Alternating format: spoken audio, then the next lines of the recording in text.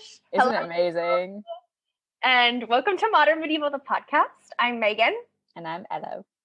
And what an amazing new addition to our podcast world. You guys can't see this, but we were actually just dancing around whilst we were listening to it. The jingle was made by a really great friend of mine who is in the PhD program with me. And he's here live with us today. Super exciting. But before we just jump into that real quick, we are recording on Valentine's Day.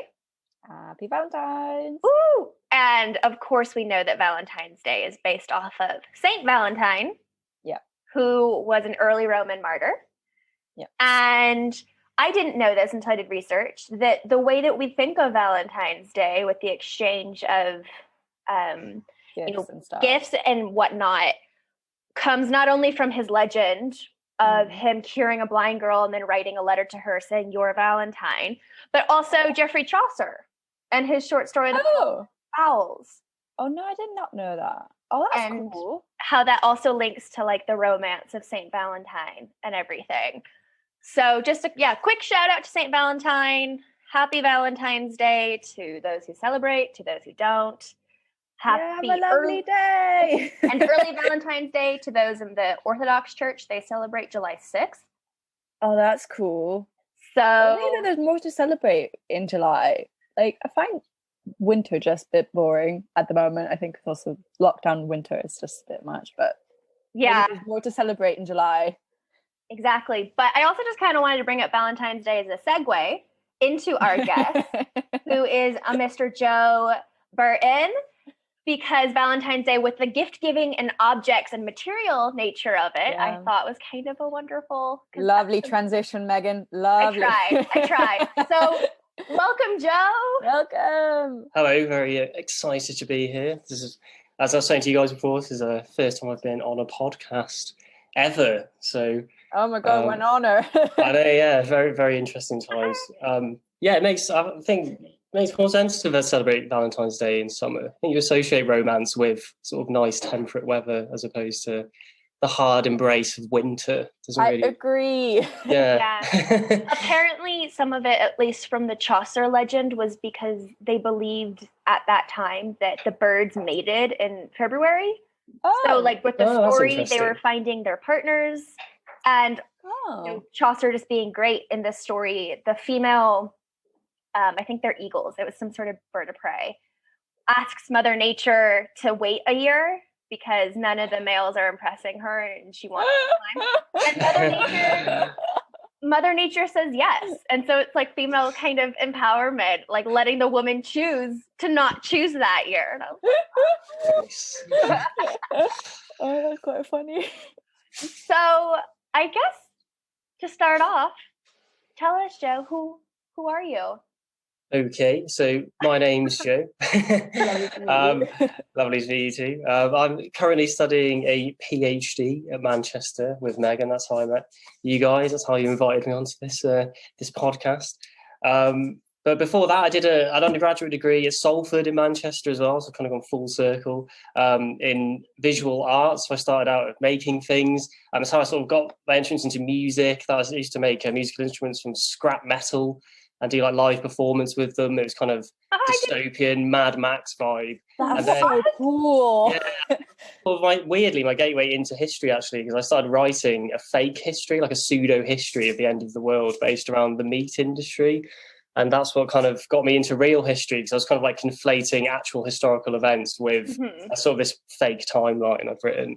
That's so cool. And so that got me really into specifically Anglo-Saxon stuff. But I was really into that from big fan of Tolkien and stuff like that. So that was kind of another gateway. And then I saw at York, there was a medieval pathway masters, which was medieval art and medievalism, which kind of covered a broad range of sort of early medieval all the way to kind of later medieval stuff, including architecture and material culture and things like that. And then after that, where we are now, really, the PhD, which is it's very much a continuation of some of the ideas explored in the masters, actually. So kind of in a nutshell, looking at basically the sort of philosophical functions of tools and tool use in early medieval material culture and literature this time, which is a bit of a new venture, actually. So that is so cool. Yeah, so cool. Joe has been thus far a wonderful comrade in the PhD because of the material interests, and he actually just recently sent me a piece of deerskin parchment in the mail with this like beautiful Tolkien-esque calligraphy script that the ink you said you got for Christmas from your partner. Oh, the medieval recipe. Yeah. I'm glad that didn't get intercepted anywhere in the page. That would have been a very weird thing to have uncovered. What the hell is going on here? Yeah. So wait, how do you say this? Do you like use collect? Do you know how to write?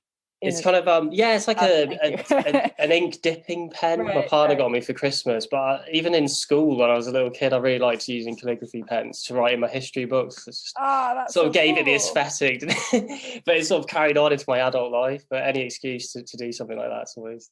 I still like doing creative things. Like even though sort of switched to academics, it's nice to have those creative outlets. But I think also creativity in academia, there's not really as a big a divide as people may necessarily think. I think each dabbling in each, or as Tim Ingold would say, correspondence between different practices is definitely, I think, a healthy way of approaching whatever project you're doing, because they inform each other in some way. Definitely. Well, I'm glad that we've been able to provide creative outlets for you. We're definitely benefiting from this. Yeah, 100%. Well, so can you go a little bit deeper into your PhD research, Joe? I guess just more like, what are the texts that you're looking at? And maybe talk about the philosophy of the material. Like, I think a great way for our audience to grasp that would be the riddles that you're working on right now and how you're thinking through that. Okay, yeah, great.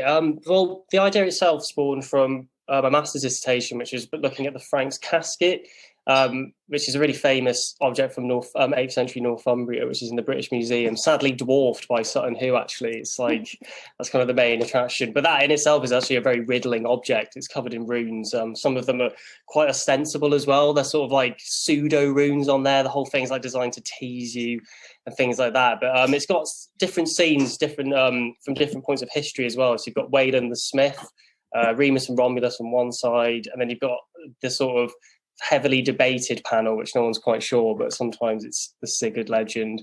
And then you've got Titus sacking Jerusalem as well on the other side. But basically, sorry, went off on one there. But great, continue. Love it. The whole tool idea comes from the Wayland panel on the front cover. He's in the middle of using tongs and a hammer, and he's actually got a human head, because in the story he gets captured by an evil king and he gets forced to make treasures on this island. And when he takes revenge, he sort of kills the king's sons and crafts objects from their skulls and inlays them with silver. And on the cover, on the frontispiece of this Franks casket, he's sort of in the middle of crafting. And the whole argument was kind of like, is Wayland making meaning? And like, what does it mean to start your journey of the object on the front inside sort of like a creative space, essentially? And is that theme of making actually setting up for the rest of the panels, which include like helmets and swords, arrows, goblets, things like that, which are all obviously a product of a metalsmith as well. So those themes of making sort of continue from the smithy on the front. And I did a really detailed chapter on Wayland's tools and arguing like, did Anglo-Saxon audiences perceive tools to sort of possess a form of consciousness, essentially, which, coming back to what you were saying about riddles, is really interesting, because they often describe riddles as spilling their guts for their masters, or I was, brutally chopped down, which is, the voice of a tree and things like that. So there's this whole anthropocentric way of looking at it. But in recent scholarship, people have started to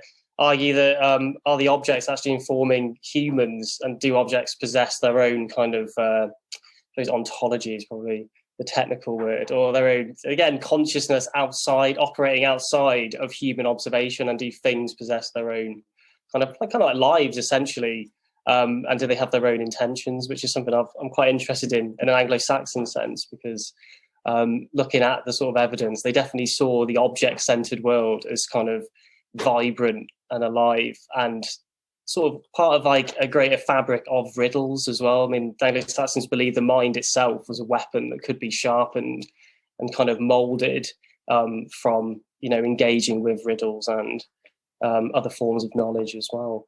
Wow. But yeah, so I'm looking specifically at the Exeter book riddle 37, which is the blacksmith's bellows.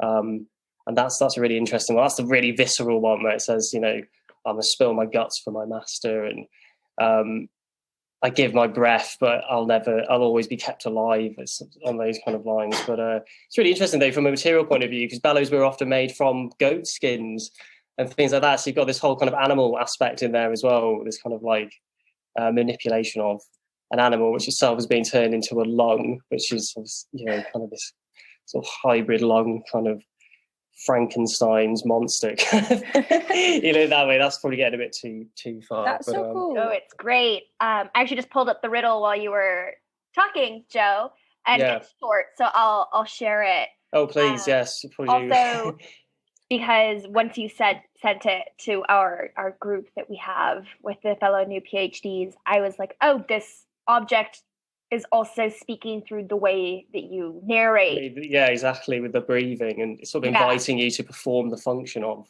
Yeah, like the exhaling and explosives. So this is the riddle. I saw the beast, his belly bulging hugely on his back. A bold man served him with strength. His stomach's filling flew out through his eye. He never dies when he must spill his guts for others, but a cure creeps back to his breast, and breath revives. He fathers sons, the fathers of himself. Yeah, it leaves you on a very enigmatic line at the end, doesn't it? Yeah, I'm hoping that those plosives aren't going to be too poppy, but it's also just beautiful the way that it's written. Yeah, it's a really sort of unique glimpse into sort of the everydayness as well. Like things like bellows, there's something like a plough is one of the solutions identified, like a key, things like that. Like just really everyday objects, but suddenly given this like mysterious and sort of vibrant quality, essentially. But sort of going back to the research, really, I suppose from doing the dissertation, I just saw there was a big gap actually for the study of Anglo-Saxon tools or early medieval tools outside of archaeology, essentially. They're often, there's an abundance of archaeology. I mean, I live in York, so I've got York Viking Centre down the road, and that's just like, everything was found there sort of for the sort of daily lives of people using tools and things like that. But it always just seemed to me anyway that it's kept in archaeology and not looked sort of theoretically like applying things like thing theory, something introduced by Bill Brown, sort of object ontology, things like that. So how are you going to go about your research? As in, like, I don't know much about PhD, so forgive me, but like, how are you going to how are you going to start? Like, how are you thinking right now, and how are you trying to form opinions and ideas and things? I suppose right now I'm kind of just bogged down in the theory aspects. So the last few months I've just been reading about sort of the main methods I'm employing, a new materialism, which is this thing of looking at objects as possessing their own kind of thing, or the thingness of objects, which is a phrase you often come across. And there's this sort of big distinction now between object and thing. Like an object is just sort of like a backdrop of everyday lives, but as soon as an object decides to break or it doesn't work for us, that's when it asserts its thingness. When something does break, you kind of notice it more in a way. You kind of like, why is it broken? But in terms of research, I've sort of split it up into 4 case studies, and that's very famous Anglo-Saxon poem, The Ruin, and then of course The Riddle, which are the 2 literature examples. And the title of the thesis sort of is essentially looking at the presence and absence of tool use in early medieval material culture. So those 2 represent the absence, because obviously the riddle's hiding the solution. And in the Ruin, it describes sort of like you're walking around a ruined city, and it describes the master builders have departed, the walls are crumbling and things like this. I'm quite interested in this idea of the knowledge of the master builders, sort of the technical knowledge sort of disappearing with them, and also the tools as well of their trade aren't able to extend the life of the architecture and able to keep a city going. So it's trying to sort of highlight that absence as like the important aspect that sort of keeps sort of society going in a material sense. And then I'm looking at the Halton Cross, which is a cross in Lancaster, which has it's got a really weathered depiction now of an early medieval smith, quite similar to the Frank's casket, actually. And then, unfortunately, I am returning to the Frank's casket for the last part, which I don't know if I'm looking forward to or not. Yeah, so it's split between literature and sculpture, basically. I'm going to try and sort of interweave those into each other, especially with the sculpture stuff. I'm quite interested in this idea of the marks of tool use being kind of like a neural signature in a way. Right. It's kind of like the trace of the maker. But also, I've been reading lots of things about how when you use tool use, it sort of generates more neural maps in the mind in certain areas. So could you also look at it as a moment when a craftsman was using a tool, but also sort of expanding their own mind? And that's like material culture then, shaping, the cognitive realm of a craftsperson, essentially. But I don't know how I'm going to work that in yet. That's it's quite difficult. Really. Got time. We're only a month and a half in. Yeah. Exactly. Yeah. It's but with lockdowns and stuff, I don't know about you guys, but I've had a lot of time to stew over it, probably a bit more than I normally would have, which has kind of been an advantage, I guess. But it can go one way or the other. Yeah. Yeah. I mean, yeah, it's a bit weird just starting it at home and just sort of like, well, might as well just get on with it there. But I hope that explains it well enough. Yeah. It's still in its very early sort of infancy at the moment. No, it's so interesting. I mean, obviously I've never thought about these things, so it's really interesting to hear someone who's researching it. Well, again, it kind of comes from a sort of quite a personal point. I used to work in a bronze casting foundry in Liverpool. So how was that like? That was incredible. Yeah, it was a really cool experience. So we used to sort of fabricate artists' work in bronze. So it involved lots of like welding, and we used to mold the sculptures as well, and like cast them in resins and do all sorts of things like that. So it kind of stems from quite a personal thing, because I'm quite interested, like tools, they're hard work. It just, affects the body, and they're frustrating sometimes. If you don't know how to use one, there's kind of like a fear of them, and that's again that's sort of asserting that kind of how they're informing the way we react with the environment.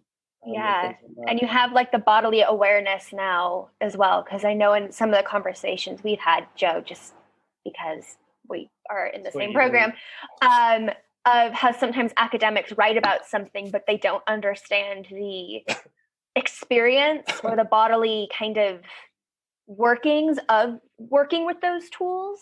But you have that, like you have the awareness of things that don't come across in like literature. It's part of the kind of behind the scenes. Like I think once, Joe, you were saying that, was it in like the foundry or something, the kind of sheen on the material as it like cools or pours that. Yeah, that's it. When you do a weld and you get that sort of really trippy rainbow effect when you do a weld from the oils and the metal and things like that. And but it stays with you though, I mean, it was impossible to get clean from that job. So I imagine it was the same with early medieval, maybe metalsmiths who were getting soot and all sorts, like, blackened from the work. And it's hard to, scrub that stuff away.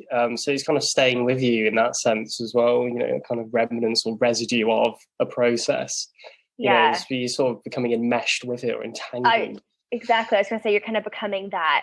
Exactly. Yeah. And all the bad backs and things like that, there's all these things that, maybe it's not necessarily aren't considered as much potentially. So have you always been like a very quote unquote practical person and like able with like machines and tools and things, or is there something that you kind of grew into?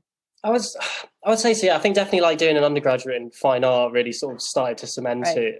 So I did a lot of stuff with found objects, and that it can be quite difficult sometimes, and you just found you can't, because you're not making it from scratch. You have to work with what you've got. Yeah. And then I sort of was in the workshop a lot there, but I think a lot of it really did come into practice from the foundry job. That was like a big kind of stepping stone, and I mean, it's just how long it takes as well. Months and months of work just to get one statue out. But yeah, and I've always loved making stuff as a little kid. That's never really left. So yeah, it was quite a surprising switch actually. I thought ever I'd go into academics, but I'm glad I did, because creativity, I'm not sure if personally I'd want to do it as sort of a career or job. It's kind of, I feel like the passion from it is just the enjoyment of doing the project. In fact, when the project's over, I'm almost kind of more sad about that, because it's sort of the actual making of it is the fun part. Totally. Well, for me, You've got anyway. 3 years to think about it and enjoy it. Yeah, see how it goes. I guess to kind of continue this conversation, but shift a little bit. Yeah. We wanted to hear some of your thoughts about The Dig, because we know that you've watched the film more than once, I believe. Yes. And you've already mentioned Sutton Hoo a few times. And since you have this kind of more material-oriented perspective, in a way, really curious to just hear your thoughts, opinions, comments, etc. I mean, I mean, I definitely agree in your last podcast as well. A lot of things you were saying from the feminist point of view as well, which I thought was interesting. I hadn't sort of thought about that, but when in context, you were right. Like, why did the female archaeologists have to be the clumsy one and things like that? So I feel like that's really cool and interesting. But I guess for me, because I'm just obsessed with things, it would have been. I think this was a lot of people's issues I've spoken with as well, was maybe not quite enough time spent with the objects themselves. But then I get that's probably not what the film was going for.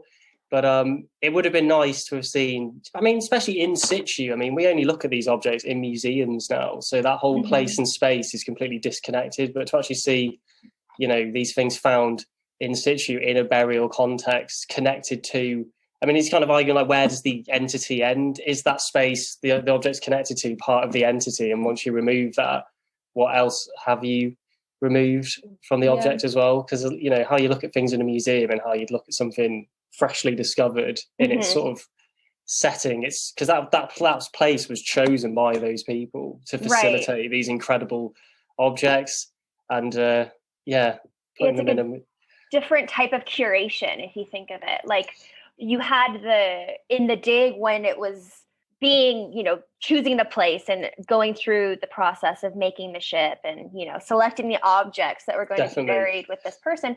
That's a very kind of, I mean, it was like a spiritual curation, right? It had an intent and a purpose that was meant to transcend the earthly realm or whatnot, however you kind of want to phrase that. But then in a museum context, you have a bit more of this sterile curation. It doesn't have that intentionality behind it that's kind of a mystical one. It's more about factual telling the story, and also just like what looks good where and what's going to be the most eye-catching and the flow of the audience. I mean, they have agendas, don't they, museums? So, I mean, I always think it must be a bloody hard job to decide, especially with like manuscripts, like what page are you going to show and things like that. But certainly with Sutton Hoo, it would have been nice to spend longer with the treasures, but also with the museum thing as well. That it's technology that are kind of keeping those objects alive in a sense in there, whereas when you find these things, you just realize it's just literally the earth has kept these things in a suspended state of animation. I think the worst bit for me was the half covered belt buckle actually in the film. It was about a 3-second shot, because obviously everyone knows the helmet, that's kind of like the most famous one, but I think next to that is probably the belt buckle, which is really cool because that thing actually like opens up as well. Like it opens up and it kept like a relic or something inside it or something like that. So there's all those like little features, and the fact that the shoulder clasps are actually dysfunctional as well. They don't work.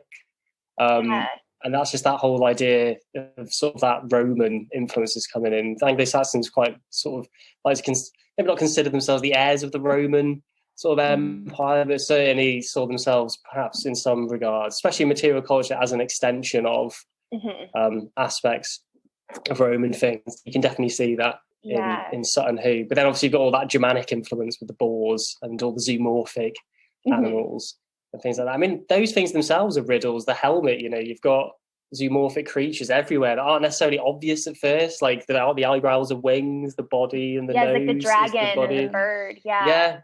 And it's just, and it sort of begs that thing of, are these objects, when you put them in museums, are they meant to be solved? Because maybe that's the whole sort of multivalency. From your own experience, when did you first go into the British Museum and see these pieces? Do you know what? For my sins, it was not actually that long ago. It was only when I did my masters. Actually, we did a module, Arts of the Insular World, and they took us to the British Museum to do Sutton Hoo. But that's pretty bad, really, isn't it?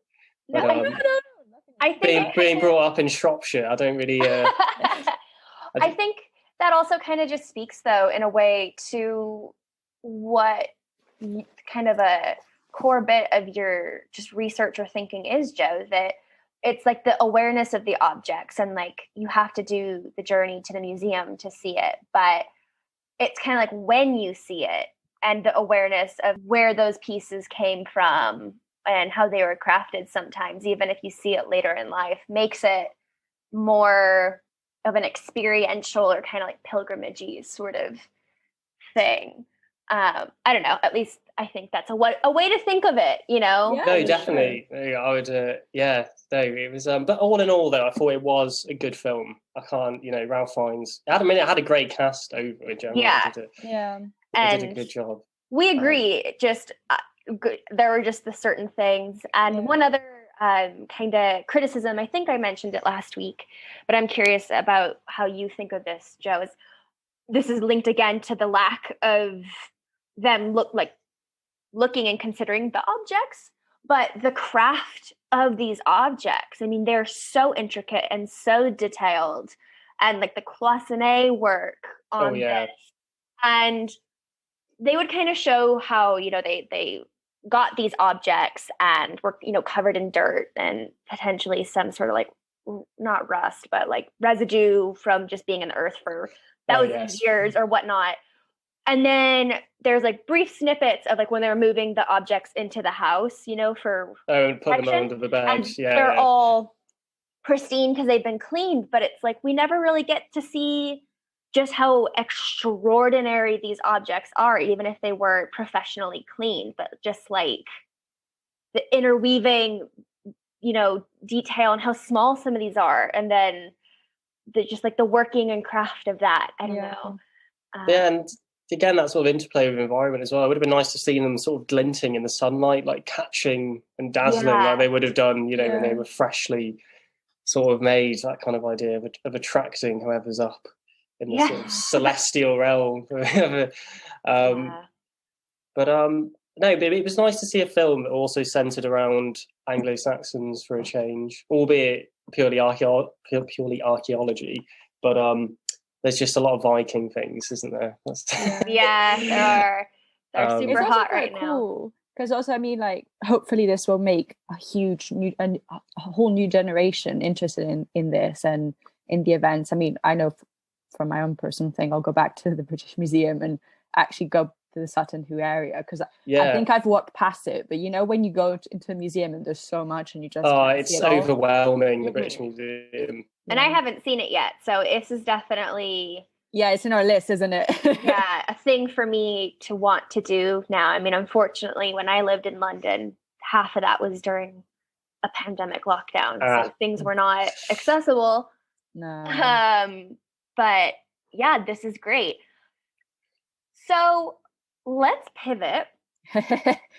Yes. And talk about creation, and I guess maybe a bit more kind of like, they're not ephemeral, but virtual objects in music, oral objects. Yes. How did you how did you start that?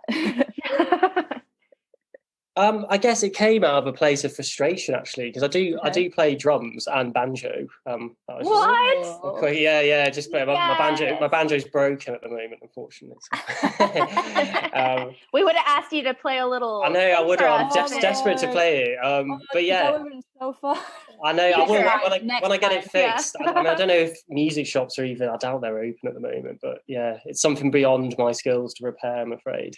She's an old banjo though, so she's done well to get this far actually and not break. But no, basically it came from a place of struggling to get musicians together because they're quite fickle characters a lot of the time. And in the end I just thought, well, I'll just start making my own music. And I started doing that obviously in undergrad with all the dystopian sort of soundscapey homemade stuff. And then I just love, like, I have a really nerdy taste in music. I just love fantasy music. Like Jeremy Soule does the Skyrim soundtracks and stuff from like Pillars of Eternity.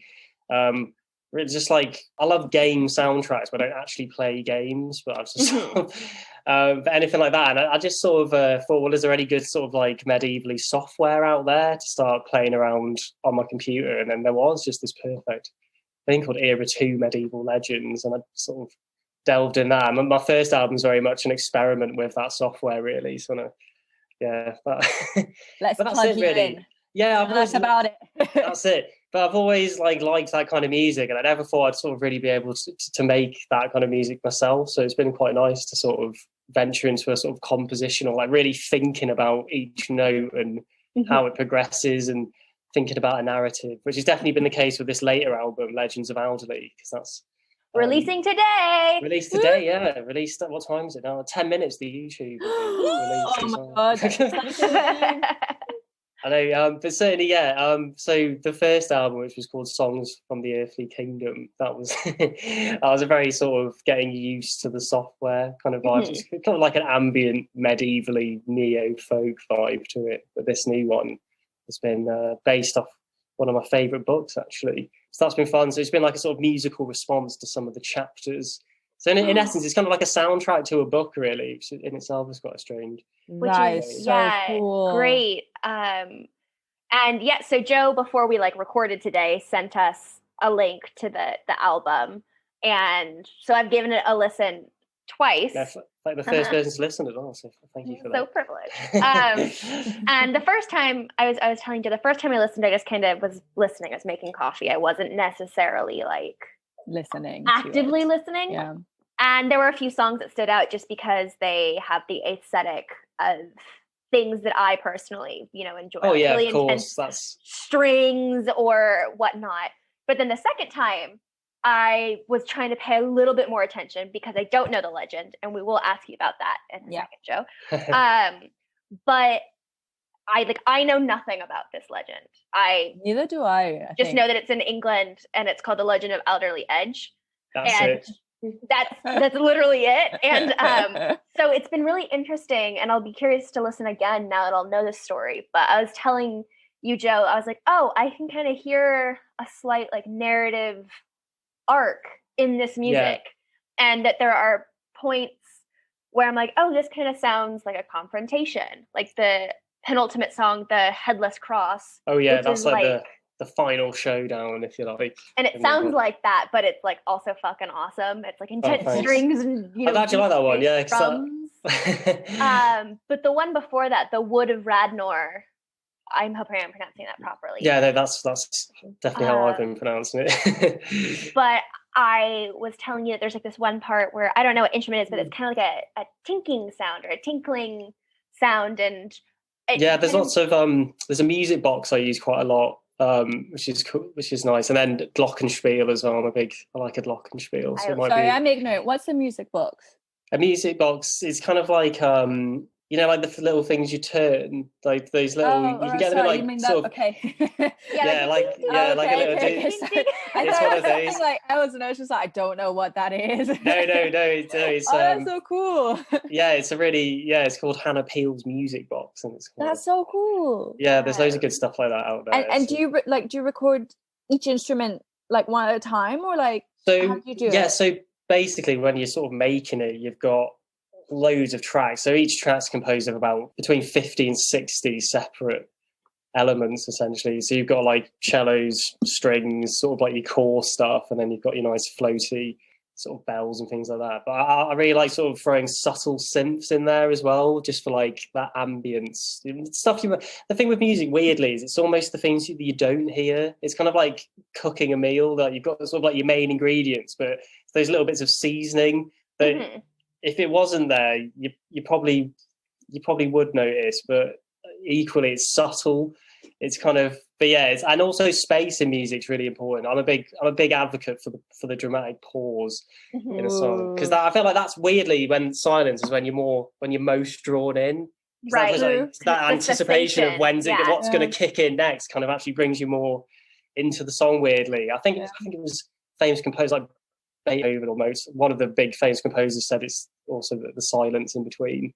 Yeah, I actually have found that when I'm doing something else and I'm listening to a song, if it suddenly stops, I stop and I'm like, what's happening? I'm so confused. And then when it starts back up, I'm like, oh, okay. So it's interesting because even when you're doing something else, that you can definitely feel that the power of the pause. Exactly. Yeah, it's drawing you in. Yeah, it's a bit of a paradox, really, but it's definitely works. Yeah. So, Joe, tell us about what is The Legend of Alderley. Yeah. I want to know now. I haven't listened to this yet, so it'll be interesting to see how that informs my listening, if that makes sense. It's not really as a big a legend as you might think. It's quite, I mean, it wasn't sort of written down until the 1800s, and, you know, various philanthropists are collecting, you know, folk tales and stuff. But in a nutshell, it's basically just there's a famous cave in Alderley Edge, and in that cave there is believed to sleep sort of hundreds of Arthurian knights that are kind of waiting to be reawoken, sort of when the end of the world sort of cometh, if you like. And there's a wizard who's put a spell on these sleeping knights so they basically can stay in a suspended state of sleep and not kind of wither away. And the Victorians identified this legend as an Arthurian legend, and the wizard being Merlin. But in its most famous, the legend was taken by the author of the book from the album Legends of Alderley, Alan Garner, who really kind of pushed the Legend of Alderley as a narrative and expanded it and sort of brought in Old Norse elements and Celtic elements to kind of flush it out, if you like. So I feel like Alan Garner's version of the Legend of Alderley is probably more famous than the actual Legend of Alderley, which actually in itself is quite, it's not sort of like a big epically sort of strung out narrative. It's literally just this case of these sleeping warriors in a cave that are waiting to be reawoken for this kind of sort of unknown purpose, I guess. It's kind of similar to Ragnarok in a way, that kind of waiting for the sort of big end to occur, and then they'll wake up and have this kind of final showdown. So then with your music, like what you said earlier, it was like a response rather than a retelling in a way, or kind of a like a kind of like a sort of soundtrack to particular chapters, like the most sort of, I'd say sort of like the biggest. I mean, to do every single chapter would have just been insane. So I sort of had to just pick which ones were the most. So, for example, the second track, High Moss Redmondhay, in the story, that's because it's based around two children who basically go on this like mad adventure in Alderley Edge and uncover all these like sort of secret goings on between like a Dark Lord, and there's like a Morrigan, which is based off Celtic mythology, is like a witch, and Cadelin, who's kind of like Merlin, sort of leads them on this quest. But then the main emphasis is on these sleeping warriors as well, which will be reawoken one day. And so when you were choosing like the moments that you were going to transform into music, like did you choose moments that you thought were most poignant to the story, or the ones that had the most like musical atmosphere? I mean, it definitely starts. Some of them were definite, like High Moss Redmondhay, the second track, is when the children arrive at the farm they're staying at in the book. So I'm kind of trying to capture quite like a whimsical, explory kind of vibe for that. But weirdly, sometimes you just write a track and then you realise that that's the chapter will fit that. So it kind of goes the other way around. Sometimes I just wouldn't think about what this song necessarily was going to become. I just kind of write it and see where it went. I was like, that'd be great for that. But some tracks have been in the making for ages, like track 4, The Funding Delve, which is where the cave is in the book where the sleeping warriors are. It's a really beautiful chapter. It's like laden with like treasure, and there's these armored knights just like quietly sleeping, and it's like sort of like the hum of snoring. It's sort of really atmospheric. But that one, that was so cool. I love it. That song was in the making for over 2 years ago. I wrote the bare bones for that. Wow. But that was in between doing a master's degree, so I will. That's my excuse for not finishing it. But so some of the tracks are really, I wrote them a long time ago. But the thing is, as sort of music technology develops, you end up getting hold of a better violin plugin or some better strings plugin, so you want to update it. So things like that can play into sort of how quickly the process becomes. So since these are like based off chapters, if you were to get like the Legends of Alderley by Alan Gardner and want to kind of read along, I guess, are these like chapter titles, or how would one want to have the sound? I'm going to say so the reading track accompany. Most of the song titles are the actual chapter titles in the book as well. Oh, okay. Apart from the prologue, I mean, there is a prologue in the book. He does explain the Legend of Alderley right at the beginning in the book, so I thought that would make a good prologue. And then the last track, I made that one up, to be fair, the epilogue, because I thought it's got a prologue, it's going to have an epilogue. But like, what is that? It's a beautiful name. Sorry, quickly. It's Until Those Who Dwell in Dreams Awaken. Yeah, so I thought maybe epilogue. It sort of hints at the Sleeping Warriors not fulfilling the purpose, but it sort of continues it and doesn't necessarily leave it closed. And do you think, like, how did you approach the prologue? Like, I kind of wanted, like, well, I hope I've captured this, but almost kind of like a sad epicness, like as if days of sort of glory have gone by, but then with that sort of glimmer of sort of hope at the end. There's not as many instruments in the prologue, actually. I kind of made that purposefully sort of less in a way, just to kind of, so as the sort of the album develops, it gets sort of more elaborate as the sort of journey of, you know, the characters. So the prologue's quite reduced really in many ways, but some of them are quite easy. Like the second track was easy to get because I knew it had to be like a whimsical kind of fun song. The Edge, that went through many transformations. That started out completely different to how it is now. A few songs got scrapped along the way. That always happens. Really? Yeah, I mean, at one point it was looking like it was going to be about 17 tracks the album, but in the end. Well, I don't know. It's one of those things. Do you want just 12 really good ones that you're really happy with, or do you want 17? A couple you weren't sure should have been included, really. Right. So, Joe, at the end of today's episode, we're going to feature one of the songs off the album. Thank you. I am hoping I'm going to pronounce this correctly. It's track 10, which is Angharad Golden Hand? Exactly. And if anyone who's read the Mabinogion, I'm going to pronounce this wrong now, the Mabinogion, which is a Welsh mythological text, that's where Alan Garner got the name from as well. She's a character in that, so he's borrowing from there. So anyone who's a fan of Welsh mythology might pick up on that as well.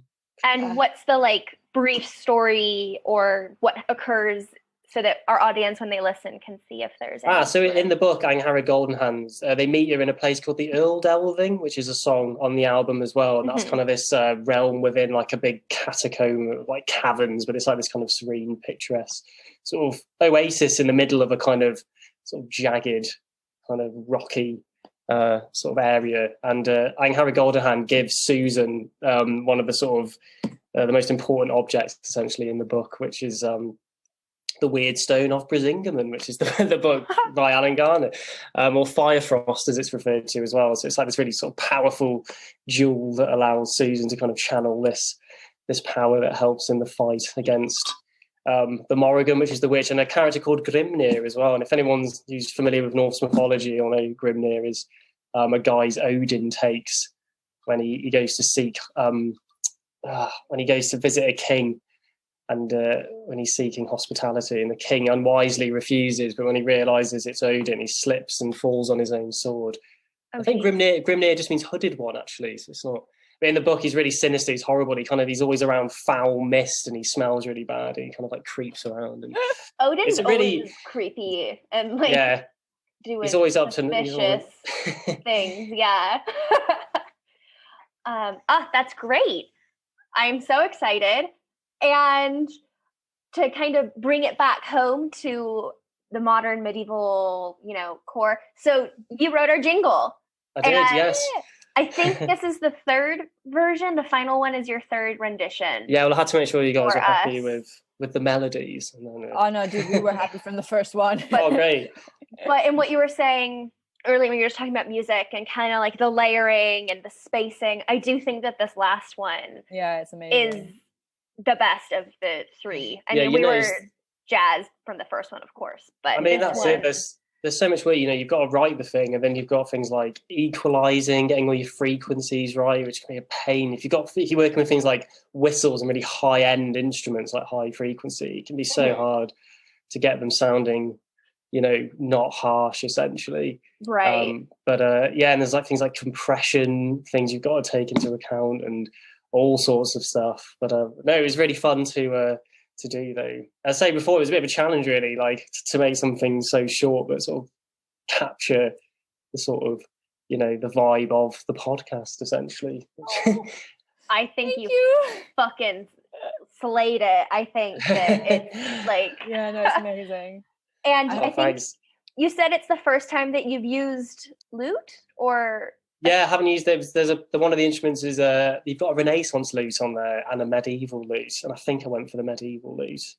in the I end. wouldn't know the difference. Yeah, I mean, but I mean, to be honest, there's not too much difference between them, sound-wise, on the software anyway. But yeah, it's cool software though, because it gives you a bit of information about the history of the instrument as well, so you can kind of learn as you go.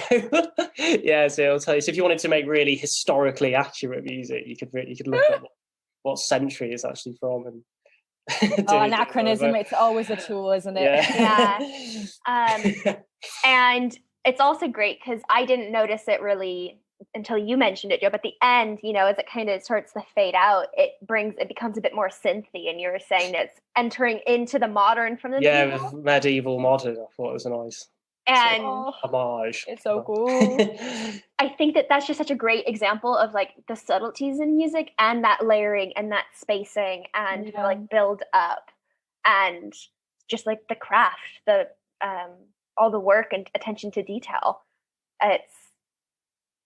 The jingle is fucking awesome. Love it. No, I'm Legends of Alderley is I listen to it because I know it's the fun part of sitting back and seeing what happens now. One thing we didn't mention, and I'm realizing this is actually quite important for your album, is you go by the name Trothgard. Yeah, that's right. What is it? What does it mean? Why? Well, actually, funnily enough, I don't mind admitting that I kind of pinched that out of a book as well. But I think it does come from Old English trove, which is kind of truth, loyalty, and then guard, Old Norse kind of street or gate. So essentially it kind of just means sort of realm of truth, realm of kind of justice, if you like, something like that.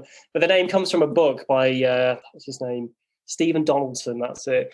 And he wrote an interesting series of fantasy novels called the series called Thomas Covenant, or the Chronicles of Thomas Covenant, I think. And it's about a guy who has leprosy, and he ends up in this sort of fantasy world where it's all about like healing, and he can't believe he's there, and he can't sort of engage with it properly as he doesn't think it's real. And he ends up in a sort of forest called Trothgard or Trothgard.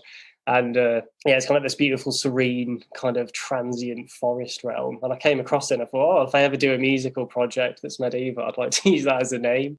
And yes, that's where it comes from, really. But it's nice because it's kind of like, it's sort of like location rather than a person. With music, I quite like to sort of separate it from myself. Right. That makes sense. I quite like the idea of Trothgard being more of like a place rather than a person, if that makes sense. Yeah, that's great. I just wanted to make sure we tackled that because it is Legends of Alderley by Trothgard. So people are like, just in case. This isn't by Joe Burton, but it has the same names. And that's like your social media handle, like your Instagram and everything as well. That's it, yeah. So very important. Elo, any like questions or thoughts? Yeah, so I've actually final question, which we ask all our guests. What is your favourite medieval fact? That's a very difficult question. There's many facts to be had. But I feel like since we're on the theme of Sutton Hoo, one fact I really like about the helmet is I think it's the left eye with the garnets that go around the eyes. One hasn't had the gold foil included in the background, so it doesn't glimmer like the other eye would have done, in its heyday, being more catching the sun.